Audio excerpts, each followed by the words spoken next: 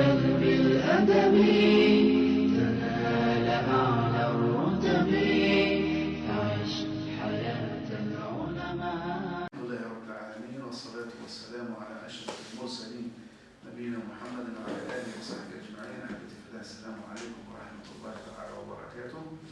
لا زلنا نتدارس كتاب مختصر منهاج القاصدين في ربع المهلكات والمنشيات، وقد وصلنا بعون الله تعالى إلى باب في الحسد وفي الحقد والحسد، تعالى الله منهما. وهذا من أمراض القلوب، وهذه من آفات النفس التي على المسلم أن ينقي قلبه منها. وكما أخبرنا ربنا سبحانه وتعالى في كتابه العزيز أن العبد لا ولن ينجو يوم القيامة إلا بسلامة قلبه وطهارة سريته، حيث قال عز من قائل: يوم لا ينفع مال ولا بنون إلا من أتى الله بقلب سليم. وثبت في الصحيح أن النبي صلى الله عليه وسلم قال: ألا وإن في الجسد مضغة إذا صلحت صلح الجسد كله، وإذا فسدت فسد الجسد كله، ألا وهي القلب. فعمل وجهد تطهير الباطن أصعب بكثير من إصلاح الظاهر. عامة الناس يشتغلون بالظاهر فيحرصون على جمال الظاهر، فتجد ما شاء الله السنة في اللحية وفي تقصير الثوب وفي العطر وفي السواك وفي المشي على السنة وكذا وكذا، ولكن في الباطن غفلة كبرى وإهمال فظيع لطهارة القلب وسلامة الباطن. وهذا أهم وأعظم من الظاهر. الكل شرع والكل دين ولا كلام، لا نقول هذا أمر تافه أو هذا أمر ثانوي، ولكن ثم أولويات.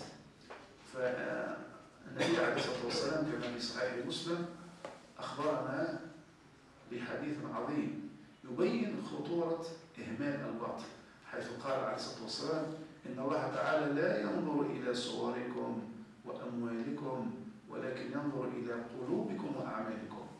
فالقلب هو محل نظر الرب كما قال الإمام الغزالي رحمه الله. فعلينا أن لا نهمل هذا المحل، لأن الله سبحانه وتعالى ينظر إليه. فشرف هذا المحل وهذا المكان وهذا العضو بنظر الله عز وجل إليه. فعلينا أن نعتني به عناية فائقة، وأن نصلحه وأن نزكيه وأن ننقيه بما استطعنا من الجهود ومن الأعمال. نسأل الله العظيم رب العرش العظيم أن يطهر قلوبنا وأن ينقي سرائرنا، إنه ولي ذلك والقادر عليه. قال المصنف: اعلم أن الغيظ إذا باب في الحقد والحسد. وصلنا إلى قول المصنف: وقال إبليس لنوح عليه السلام: إياك والحسد فإنه سيرني إلى هذه الحال. يعني قطعنا فيه شوطا. يعني أتينا فيه على بعض الفصول،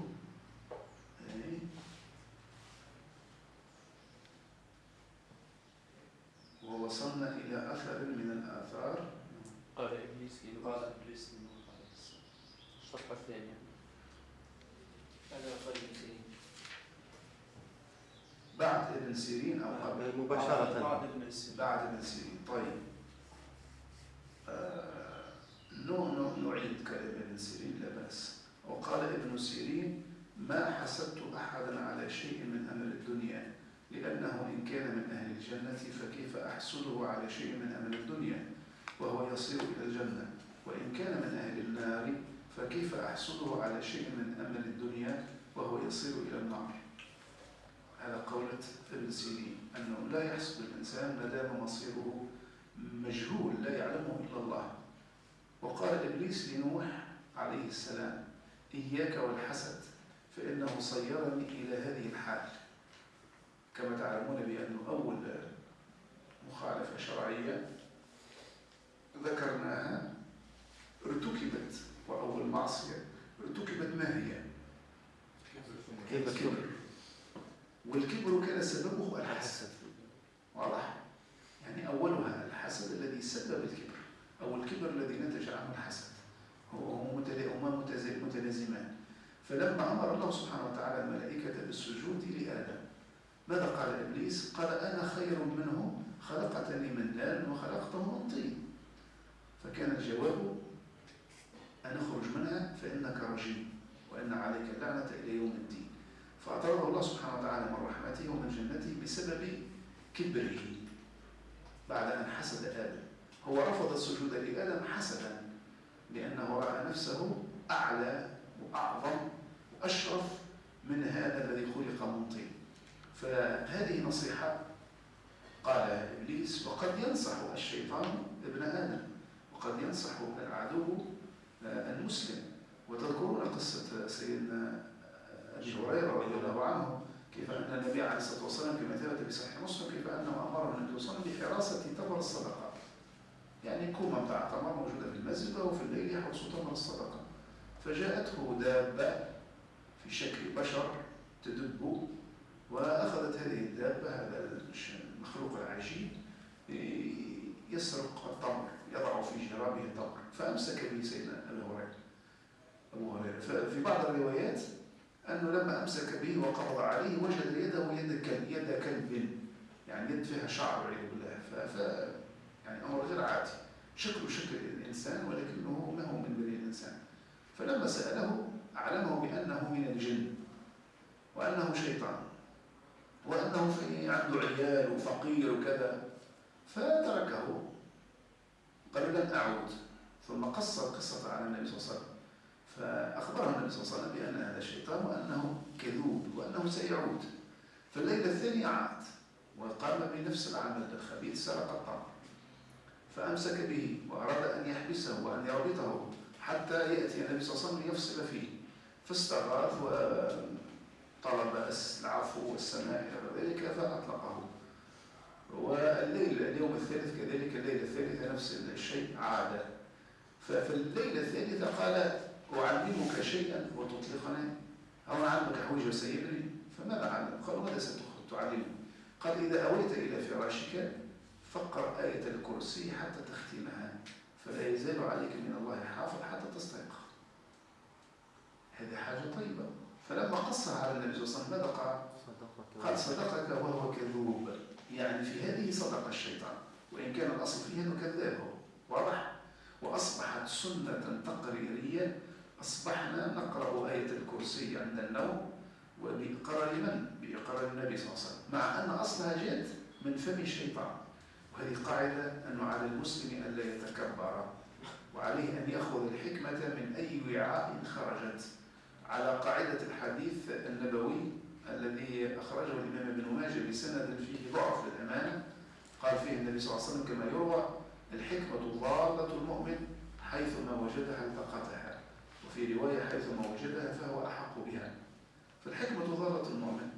فتجد علماء الإسلام قد كتبوا كتبا جميلة في الأدب والرقائق وفي الحكمة والفوائد، مثلا كتاب العقد الفريد لابن عبد الرحمن، وكتاب الأغاني، وكتاب لطائف، وكتب كثيرة. فتجد هؤلاء الأدباء المسلمين يستشهدون أولا بالآيات القرآنية، ثم بالأحاديث النبوية، ثم بآثار السلف من الصحابة فمن بعدهم، ثم يستشهدون بحكم الأمم السابقة، فيأتون بالأمثال الشعبية والحكم الأممية من الفرس والروم والعجم والترك إلى غير ذلك. واضح؟ فالأمر واسع الحمد لله. فلا بأس أن نستشهد بأقوال الحكماء ما دامت لا تخالف شريعة وعقيدة الإسلام. أنتم تذكرون حديث النبي صلى الله عليه وسلم في الصحيح حول الآثار الإسرائيلية. ماذا قال عليه الصلاة والسلام؟ قال: حدثوا عن بني إسرائيل ولا حرج، وقال: لا تصدقوهم ولا تكذبوهم. فلا بأس الإنسان إذا وجد حكمة، مرات تجد حكمة رائعة. أنا أحيانا أعقد خطبة جمعة على مثل شعبي، على حكمة هكذا قالتها بعض الأمم، وأستنبط منها أحكام عديدة. فلا بأس بذلك، الحكمة ضارة النوم. انظر مثلا إلى مثل صيني، مثل صيني غاية في الروعة وغاية في الجودة، وفيه ما فيه من الحكمة. يقول فيه الصينيون: يقول عوض أن تلعن الظلام 1000 مرة أضئ ولو شمعا. عوض أن تلعن الظلام 1000 مرة، عوض أنك تقعد تسب في الأوضاع وتنتقد وتعترض على رب العالمين والقدر والظروف وكذا وكذا، تلعن الظلام 1000 مرة. يا أخي توكل على الله عز وجل وأضئ ولو شمعا. فانتقاد الواقع أو سب الظروف والشعور باليأس والإحباط هذا لن ينفعك بشيء، وهذا بالعكس هذا منهي عنه شرعا. ربنا سبحانه وتعالى يقول ولا تيأسوا من روح الله إنه لا ييأس من روح الله إلا القوم الكافرون. ونبينا عليه الصلاة والسلام كما في الحديث الصحيح في مسلم يقول المؤمن القوي خير وأحب إلى الله من المؤمن الضعيف وفي كل خير. ثم يقول احرص على ما ينفعك واستعن بالله ولا تعجز، وإن أصابك شيء فلا تقل لو أني فعلت كذا كان كذا وكذا، ولكن قل قدر الله وما شاء فعل، فإن لو تفتح عمل الشيطان. شفت؟ فهذا المثل الشعبي مثل جميل ونستطيع أن نحصله وأن نجد له الأدلة الشرعية. وفي ديننا ثم حث على الإيجابية ونهي عن السلبية، وثم دفع نحو التفاؤل ونحو العمل، وثم نهي عن التشاؤم والكسل. فعلينا أن نستفيد من الحكمة ولا يهمنا من أي وعاء خرجت. فقد تعلمنا سنة قراءة آية الكرسي عند النوم من فم شيطان بعد أن قرأ النبي صلى الله عليه وسلم. واضح؟ إذن هذه الحكمة قال إبليس لنوح إياك والحسد فإنه صيرني إلى هذا الحال. معلوم أنه بسبب الحسد أطرد إبليس من الجنة وخرج منها، فعلينا أن لا نحسد أحدا. لكن أيها الأحبة كيف نجمع بين هذه النصوص وبين حديث النبي عليه الصلاة والسلام في الصحيح لا حسد إلا في اثنتين: رجل آتاه الله الحكمة فهو يقضي بها ويعلمها الناس، ورجل آتاه الله مالا فسلطه على هلكته في الحق. وفي رواية رجل آتاه الله القرآن فهو يقوم به آناء الليل وآناء النهار، ورجل آتاه الله مالا فهو ينفقه آناء الليل وآناء النهار. كيف نجمع بين هذا النهي عن الحسد والنصوص التي تترى وتتتالى في التشنيع على الحسد والحساد، ومن ناحية أخرى نجد نصوصا تمدح الحسد؟ ألا ترون أن ثمة بعض التعارض بين النصوص؟ كيف نجمع بينها؟ تفضل. الحسد في هذا الحديث بمعنى الغبطة، وهو أن تتمنى أن يرزقك الله كما رزق غيرك من الحكمة أو من القرآن. والحسد ده أول هو تمني زوال النعمة على غيرك وانتقالها. إذن نجد أن في الحسد نوعان. الحسد نجد نوعين اثنين: ثم حسد سلبي محرم منهي عنه، وهو الذي يكون بتمني زوال النعمة على المنعم عليه، هذا حسد مذموم. وثمة حسد ممدوح مشروع، وهو أن تتمنى أن يرزقك الله كما رزق هذا المنعم عليه. إذن الحسد نوعان: حسد مذموم وهو الذي جاءت معظم النصوص بذمه والتشنيع على مرتكبه، وهو الذي يكون بتمني زوال النعمة على المنعم عليه. تقول مسار مقوم الصباح نلقاها اتحرقت داره، ولا اتحرقت سيارته، ولا أصبح مريض مشلول، ولا أصبح جاهل ما عادش عنده علم. أعوذ بالله، هذا شعور شيطاني، شعور خبيث، تعقل مريض، تمني زوال النعمة على المنعم عليه، فهذا الحسد مذموم ولك وصاحبه آثم. أما الحسد الممدوح الذي جاء فيه النص لا حسد إلا في اثنتين، فهو الحسد الذي يقوم على تمني الحصول على النعمة، تمني الحصول على النعمة كما حصلت للمنعم عليه، يعني تتمنى رب يرزقك كما رزقه، أعطاك كما أعطاه، كما مثلا التونسي عنه يقول لك إن شاء الله اللي يبلك يرشنا. إن شاء الله اللي يبلك يرشنا، إن شاء الله كما ربي أعطاك أنت كذا يعطينا نحن بزيد أكثر. الرش يكون أقوى محالة من البلد القليل. فهذا إذن الحسد بمعنى الغبطة، وهو بمعنى الغبطة. نزيدوها اللي هي مصطلح شرعي اللي يذكره العلماء في الكتب، قالوا وهو بمعنى الغبطة، فهو حسد إيجابي. أي نسأل الله أن يرزقنا كما رزقك. وهذا اللي يتنافسوا فيه العلماء وطلبة العلم، يتمنى ربي يعطيهم كما أعطاه خيرا، فمش مشكلة، لا بأس.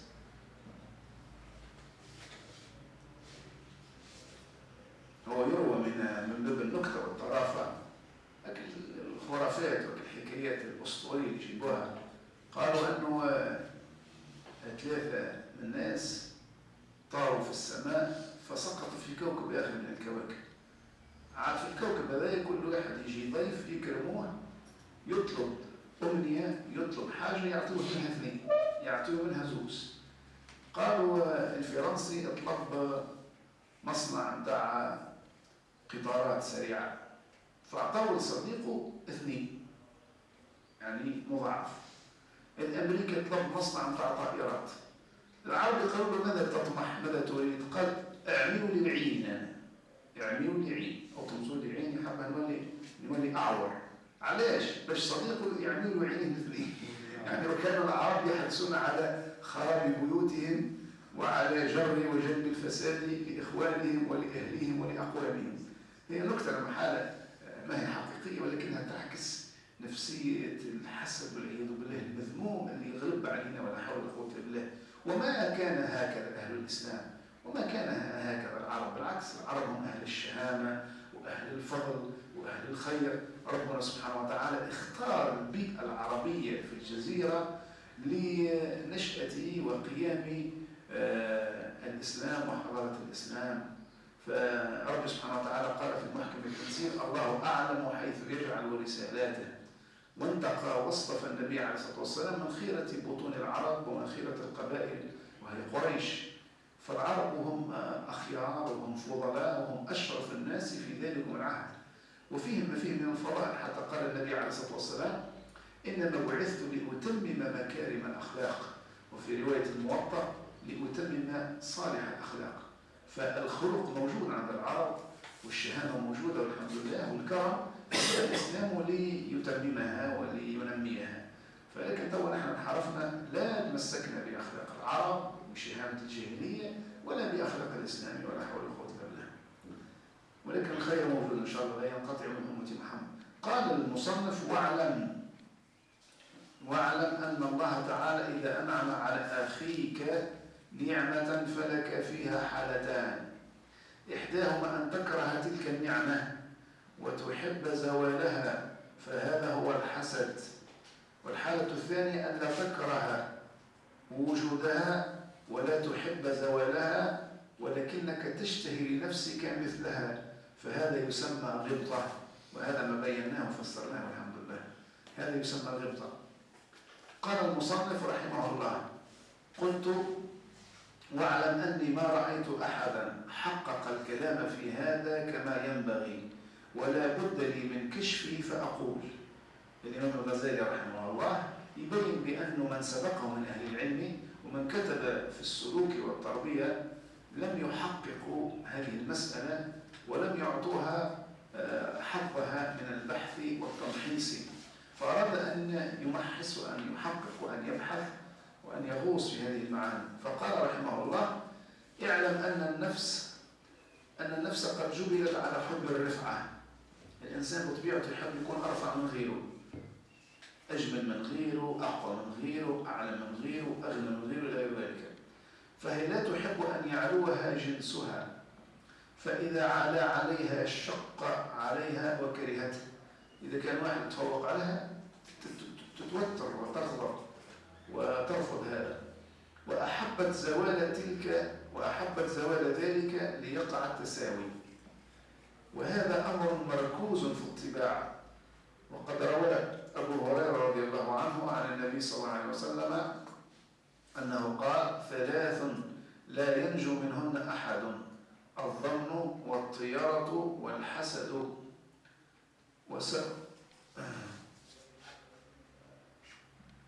والحسد. وسأحدثكم لا أدري إن هذا كلام مدرج هذا أم أنه هو بقية الحديث. قال: وسأحدثكم ما المخرج من ذلك: إذا ظننت فلا تحقق، وإذا تطيرت فامضي، وإذا حسدت فلا تبغي. إذن هذا بقية الحديث، هذا بقية النص.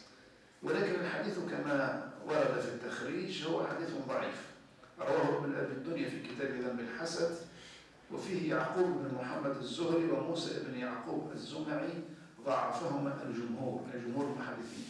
الحديث فيه ضعف، ولكن بعض أفراد هذا الحديث، بعض ألفاظه قد ثبتت من طرق أخرى. فكلام النبي صلى الله عليه وسلم هنا: إذا ظننت فلا تحقق، قد ثبت من طرق أخرى. أمرنا النبي صلى الله عليه وسلم بأننا إذا أسأنا الظن ببعض الناس فلنترك التحقيق، يعني فلنترك التثبت، لأن هذا يؤكد حرصنا على سوء الظن والعياذ بالله، فعلينا أن لا نسيء الظن. قال تعالى: إن بعض الظن إثم. فثبت في بعض الأحاديث: إذا ظننت فلا تحقق، وسبق أن ذكرناها. إذن هذه الأشياء لا ينجو منها الإنسان. الظن مقصود به سوء الظن، والطيرة، وقد ثبت بصحيح السنة أن النبي صلى الله عليه وسلم قال: الطيرة شرك، يعني إنسان يتشائم.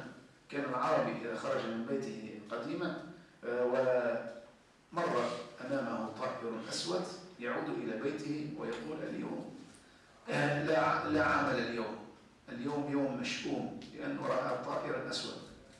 فجاء من الإسلام ليحطم هذه العقائد الشركية الفاسدة وليدفع الناس إلى التوكل على الله عز وجل. فعلى الإنسان أن لا يتشائم وأن لا يتطير، فالطير شرك، يعني ما فماش قوة أخرى تتدخل في هذا الوجود غير رب العالمين سبحانه وتعالى، فهو المقدم وهو المؤخر. إذا ذكر من الأشياء التي لا ينجو منها عبد: الظن والطيرة والحسد.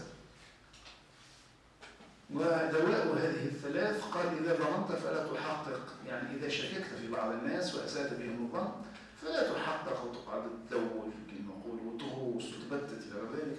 وإذا تطيرت فامضي، إذا كان شفت حاجة وتشامت منها بالعكس أمضي، توكل على الله، ما تردكش أكل المناظر هذيك ولا أكل الخيالات الفاسدة. قال: وإذا حسدت فلا تبغي، يعني إذا حسدته ما تبغيش عليه، ما تتمناش زوال النعمة، بل تتمنى له الخير وطهر قلبك من هذا الشعور الفاسد. قال: وعلاج الحسد تارة بالرضا بالقضاء، وتارة بالزهد في الدنيا، وتارة بالنظر فيما يتعلق بتلك النعم من هموم الدنيا وحساب الآخرة، فيتسلى بذلك ولا يعمل بمقتضى ما في النفس أصلا، ولا ينطق، فإذا فعل ذلك لم يضره ما وضع في جبلته. ما معنى علاج الحسد تارة بالرضا بالقضاء؟ كيف يكون الرضا بالقضاء؟ ما معنى هذا الكلام؟ يلا.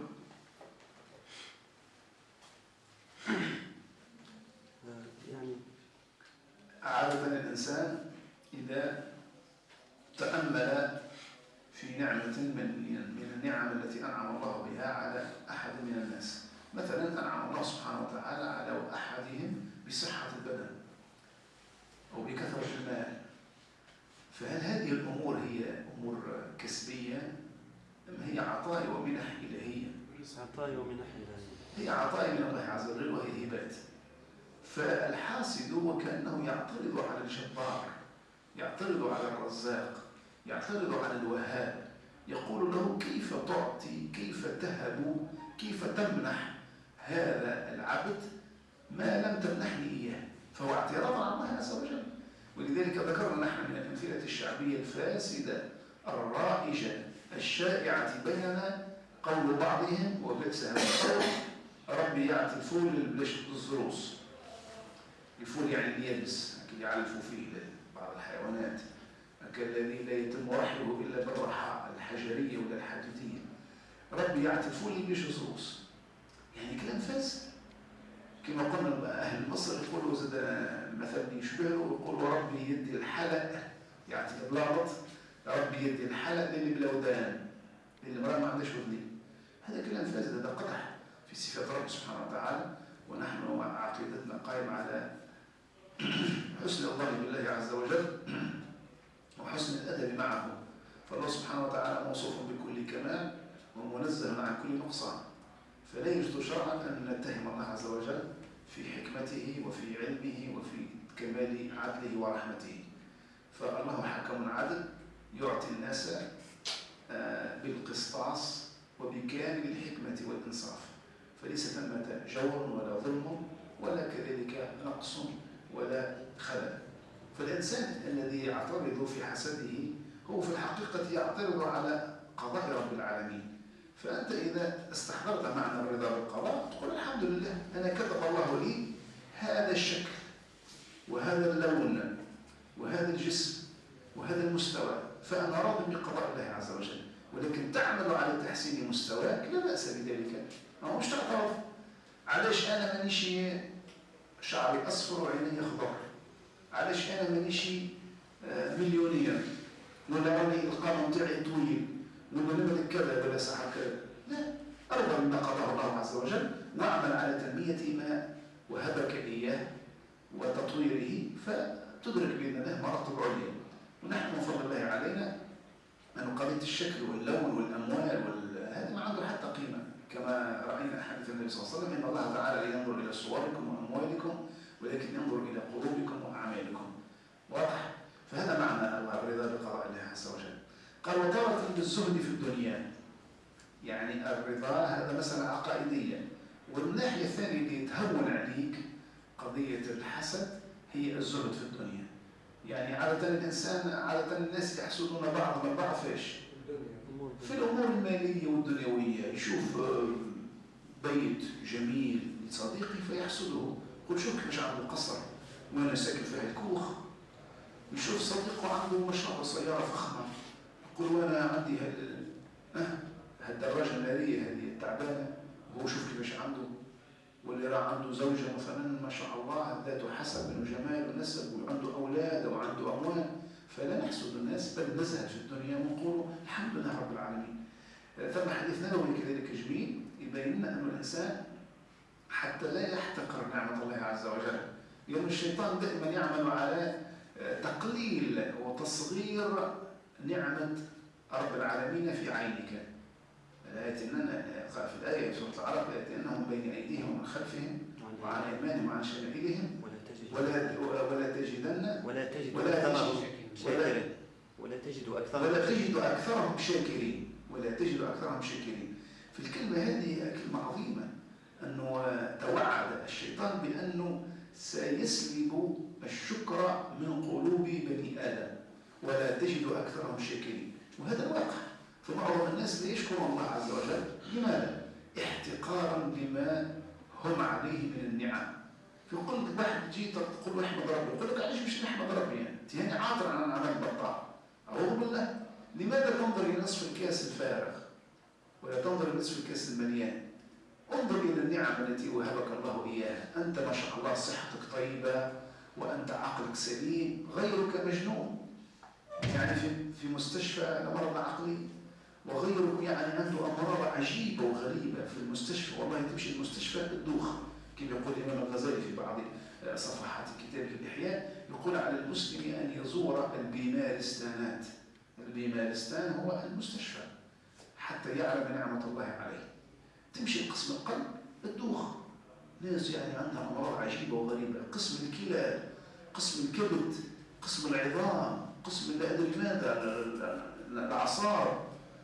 يعني نحن في نعمة كبيرة. قال عليه الصلاة والسلام حديث جميل في صحيح مسلم، قال انظروا إلى من هو أسفل منكم ولا تنظروا إلى من هو فوقكم. علاش؟ قال فإنه أجدر ألا تزدروا نعمة الله عليكم. الإنسان ينظر اللي أتعس منه في الدنيا طبعا، مش في الآخر. لا، في الآخر انظر ديما اللي خير منك باش تنافسوا وباش تسابقوا وباش تلتحق به. تنظر اللي يحفظ القرآن أكثر منك، واللي عنده علم أكثر منك، واللي يحج أكثر منك، واللي يتعاون أكثر منك باش يتنافسوا. فننظر في أمور الدنيا، في أمور الدين ننظر اللي هو أعلى منا. أما في أمور الدنيا ننظر إلى من هو أسفل منا. لماذا؟ قال فإنه أجدر ألا تزدروا نعمة الله عليكم.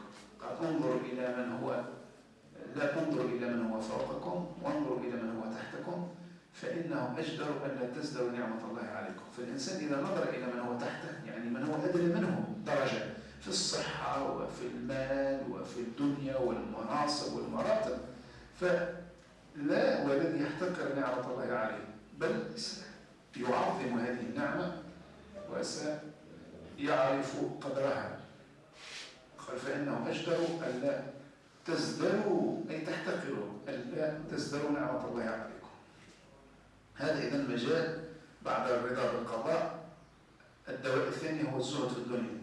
قال وتارة بالنظر فيما يتعلق بتلك النعم من هموم الدنيا وحساب الآخرة فيتسلى بذلك. يعني تحمد ربي، تقول أنا ما عنديش فلوس، لا خلاص صحيح مليونير، لكن سيسأل وسيحاسب عن هذه الملايين بالمليين، استحضارا لقوله تعالى ولا تسألن يومئذ عن النعيم. قرأ النبي صلى الله عليه وسلم هذه الآية فقال الصحابي وأي نعيم سنسأل عنه يا رسول الله؟ إنما هما الأسودان الماء والطعام. غير الحال والنعم نحن نعيم هذا. فقال إنه سيكون بشرهم الرسول بأن مش تفتح الدنيا على المسلمين وسيخوضون في نعم رهيبة. وهكذا ترى بعد ذلك فتحت فارس والروم وأصبحت الملوك والسلاطين تعافس الأراضي والمتع والشهوات، وسقطت يعني الحضارات والدول بسبب كثرة الفساد وكثرة النعم والكلام. فتحت الدنيا بعد أن كان الصحابة يربطون على بطونهم الحجر، وكان عليه الصلاة والسلام يربط الحجرين على بطنه من شدة الجوع، وتمر الأيام على بيت رسول الله صلى الله عليه وسلم ولا يشعلون نارا ولا يأكلون شيئا ولا يطبخون شيئا، إنما هما الأسودان الماء والتمر. واضح؟ فالإنسان إذا استحضر من المال سيسأل عنه، لحديث النبي عليه الصلاة والسلام في الطبراني بسند صحيح لا تزول قدم عبد يوم القيامة حتى يسأل عن 4 خصال: عن عمره فيما أفناه، وعن شبابه فيما أبلاه، وعن ماله من أين اكتسبه وفيما أنفقه، وعن علمه ماذا عمل به. المال تسأل عنه. وروي أن عبد الله بن عمر رضي الله عنه قيل له إن فلان مات وترك 500,000. ما شاء الله، ترك ثروة كبيرة. قال هو تركها ولكنها لم تتركه. هو تركها ولكن مش تتركه، يعني سيحاسب عليها عند الجبار سبحانه وتعالى، سيسأل عن كل درهم منها. تركها قال ولكنها لم تتركها، يعني الإنسان سيسأل عن أمواله من أين أتى بها وفيما أنفقها. فالإنسان كي ينظر في الحساب وكيفاش أنه الفلوس كذلك تشغل الأبناء، والله بالحق نعم الإنسان يحمد ربي أن رب سبحانه وتعالى أنعم عليه بشيء من الفقر. أحيانا أتصور لو أعطاك كثرة المال راك مفتون، ومعظم الناس هكذا، إن الإنسان لا يطغى أن رآه استغنى. يجيه أموال على طول يفكر في الزوجة الثانية، ويفكر بشبه دار ثانية، والمزيد من الشهوات، ومزيد من الأكل والمتع وهذا. فهذا سيضعف إيمانه والعياذ بالله وسيبتعد عن ربه سبحانه وتعالى. فالفقر أنفع لابن آدم من كثرة المال. واضح؟ قال فيتسلى بذلك ولا يعمل بمقتضى ما في النفس أصلا ولا ينطق، فإذا فعل ذلك لم يضره ما وضع في جبلته، يعني الحسد هو جبلة الحقيقة. قال فأما من يحسد نبيا على نبوته فيحب ألا يكون نبيا، أو عالما على علمه فيؤثر ألا يرزق ذلك أو يزول عنه، فهذا لا عذر له ولا تجبل عليه إلا النفوس الكافرة أو الشريرة. فأما إن أحب أن يسبق أقرانه ويطلع أو يطلع على ما لم يدركوه فإنه لا يأثم بذلك، فإنه لم يؤثر زوال ما عندهم عنهم، بل أحب الارتفاع عنهم ليزيد حظه عند ربه، أو ليزيد حظه عند ربه، كما لو استبق عبدان إلى خدمة مولاهما فأحب أحب أحدهما أن يستبق، وقد قال تعالى وفي ذلك فليتنافس المتنافسون، سورة المطففين. إذا الإنسان عليه ألا يتمنى زوال النعمة على المنعم عليه، وإلا صار حسدا مذموما. أما أن يتمنى أن يرزقه الله مثل ما رزق غيره من العلم والحكمة والقوة وكذا، فهذا لا بأس به، فهي رضا. قال وفي الصحيحين من حديث ابن عمر رضي الله عنهما عن النبي صلى الله عليه وسلم أنه قال، أو جينا للحديث بتاع الباب اللي حدثنا عنه: لا حسد إلا في اثنتين، رجل آتاه الله عز وجل القرآن فهو يقوم به آناء الليل وآناء النهار، وفي رواية آتاه الله الحكمة، ورجل آتاه الله مالا فهو ينفقه في الحق آناء الليل وآناء النهار، وفي رواية فسلطه على هلكته في الحق. هذا الحديث يبين الحسد الممدوح ويبين حقيقة الغبطة. قال المصنف: والحسد له أسباب. هذه أسباب الحسد ذكرها بالتفصيل، ومنها العداوة والتكبر والعجب وحب الرياسة وخبث النفس وبخلها إلى غير ذلك. سنبحثها إن شاء الله الحصة المقبلة بإذن الله تعالى. من عنده استيضاح، من عنده سؤال فليتفضل. المفيد من بعد كل درس الإنسان يجلس في خلوته ويحاول أن يستخلص العصارى بتاع هذه الدروس. نحن والله من فضل الله علينا ندرس في أشرف المواد. مادة السلوك هي عصارة وخلاصة درس العقيدة ودرس الفقه ودرس الأخلاق والسلوك. فمادة الأخلاق والسلوك هي الخلاصة بتاع النوع هذا.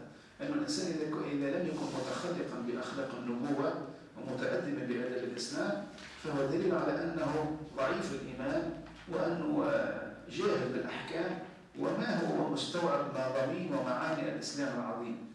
فالدين المعاملة واضح. فنحن علينا أن نحرص أن يكون الأدب والخلق والسلوك